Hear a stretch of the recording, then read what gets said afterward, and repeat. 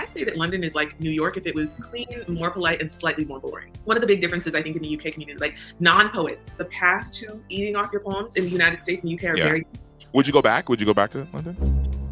Did you notice any differences in just the types of poetry people are writing in the UK versus here? I would say a greater percentage of poets in the UK come from slam. And I would say, or like some kind of like performance background. And I would say like a greater percentage of them kind of started in their youth. Like, not that I guess, I don't know, I was old, but like started in high school a little bit more and have been doing it for like a long time and really in the game in that way. And maybe I would say in terms of the subject matter, I would say US poetry is a little bit more slanted towards lyrical, personal works, confessional. UK poetry, I think, is really often really interested in kind of current events, things that are going on, which interested me because I'm somebody who likes to write about current events, who likes to write about history. And so I really enjoyed being in that kind of playground while I was there. Would you go back? Would you go back to London? Oh, absolutely. I loved it. I had such a great time. That's the thing. British food, I'm not going to say too much on their culture, but British food was not for me. But generally in London is amazing. Now, this is probably because of like colonialism, but the Indian food, the Pakistani food, the East Asian food, the East African food, the Caribbean food is bussin', and it's everywhere. So honestly, I was never hurting for a good meal. I had all my spots. The Mediterranean food. Yeah, so I love it. I'm obviously a very huge foodie, as I've listed so many different categories. And also the art scene was amazing. I love being able to, I lived close enough to the Tate that I could walk along the Thames and go to the Tate. I could walk to the National Poetry Library. That was my favorite place. At the South Bank Center. And so the art scene was really cool, seeing, just different theater. I got to see a lot of theater. It was easy to get around with the tube. And so I say that London is like New York if it was clean, more polite, and slightly more boring. Okay, London, I think I haven't been somewhere where people were so urgently trying to help you, and it was almost uncomfortable because it was like we got off of the train and we're like, like people can kind of tell, they can point out all these tourists. They're not from here. Well, first of all, I was trying to put on my best, like, hey, bruv, I was trying to do that, like, you was trying to be the Mandems. You was. But I don't know how convincing it was. But yeah, so like me and Ajane were like looking at our phones and we're trying to figure out, okay, are we going this way? And this like guy, he like gets off the train and he's like on a bike. I think he's a courier, and it was like he just comes up to us, where are you trying to go? And then like we were pointing him out. He's like, oh, I'm going that way. Follow me. And then like and when I say like, it was really weird because it was like, I think if I was here, I would be less trusting. If I was here, I'd be like, if I didn't know where I was going, and even in a city that I hadn't been to, if I was just like in a city, in America, I'd be like, yeah, I don't know what's going on. He was just like, here, please follow me, like, and he was like, really, like, I'm telling you, I know where to go, and we follow him. He gets up, he like points us out, and then he just goes away into the crowd. I would consistently come home 3 a.m. I'm getting off the bus. I'm walking down, not the most well-lit places like to get home. And I felt a lot safer because one, I think a lot of the violence in London is specific to interpersonal conflict.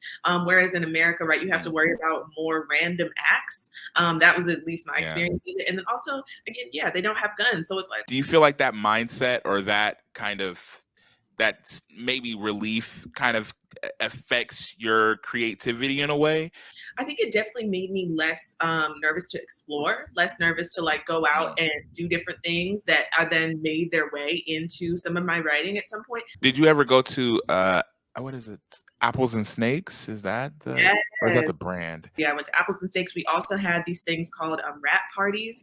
Those were hosted by alums. And so it was at the London Library, which was cool to have a rap party in the library.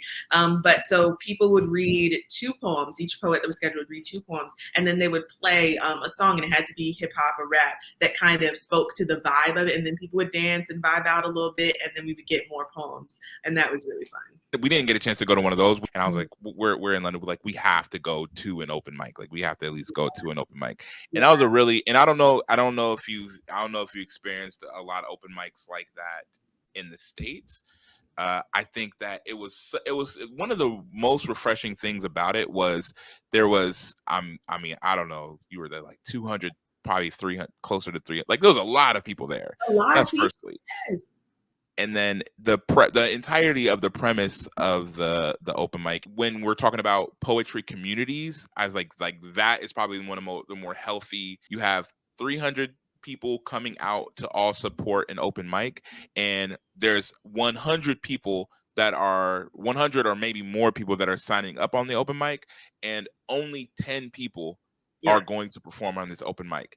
Yeah. And not only does everybody accept that premise, but they're not even mad afterwards. They're like, after the show's over, everybody's just super excited and they're super loving, and they're around everybody and they're congratulating everybody that performed, and they're wanting to hear more of their work, and they're talking about their work. I mean, we spent, I think, like 2 hours after the show just like talking about work, talking about, why they chose those poems. Like, why did you choose to do that poem? And I'm like, okay, and I'm not saying that couldn't happen here. I think that there's a lot of poetry communities that, like, if you were to tell a lot of poets, you have a 1 out of 10 chance of performing. Even if you get there on time, you sign up on the list, you have a 10% chance of getting on the open mic, but you probably won't. It would reduce the amount of maybe people that go. So I think that that thought of poetry community and that thought of people just really enjoying to see work. I think a lot about the differences between poetry community in the UK and the US. And I will say that for me, even though my poetry journey, like taking myself seriously as a poet, started when I was physically in the US, the root of it is actually in UK poetry. Because I did this program, it was a retreat, but it was virtual because COVID, called the Obsidian Foundation UK. And it was founded by Nick McCoha. And it was inspired by Cave Canem. So they wanted to have like a British and global Cave Canem experience. And so I did that. I was in Group E that time. And those are really, really my like poetry OG community. And I think the ways that I experienced poetry in that space was really unique. And it's also one of the big differences, I think, in the UK community, like non-poets really do support poetry a bit more. People generally support the arts a bit more in the UK, in my experience. I think we are trained to value that in the United States. And also we had such different levels of, investment is not the right word, but such different levels of aspiration, I will say, for what you wanted to do as a poet. So some people, the goal was, I want to be a working poet. I want to have a book. I want to make money. And some people, there was actors in my group. There were visual artists in my group. There were photographers in my group who were like, I want to engage in poetry because I think it will enrich me as an artist, as a creative, as a thinker. And so it was really, really organic in that way. And we were able to focus on the art and the creation in that way. And so, I think in that way, like that was my experience. And I'm so glad, honestly, that my first experience with poetry community was in the UK and was so genuine and was with all Black poets. Because then when I kind of, you go out into the world, right? And you're in, different spaces that are labeled, prestigious, different spaces that, mean different things.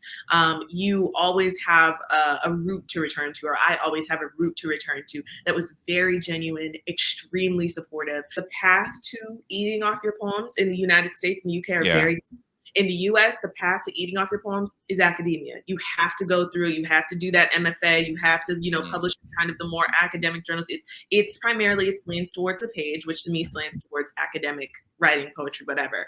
In the UK, it slants towards performance. You're out there on the stage. You are having people see you. You are connecting with the people, right? You get down off the stage and now you're talking with the poems and you're engaging. And so to me, maybe in the paths being so different, that also lends itself to a bit more of that kind of active person-based community. A lot of these people are people that are, they just want to do poems long term, and they want to do poems for life, as opposed to that they don't want to have like necessarily a 9 to 5. And I think a really large difference is there's people there that they really want to do poems and they really want to be able to feed themselves off of poems and make a living off of poems. And I think maybe the difference is the culture here with a lot of spaces is people that want to be famous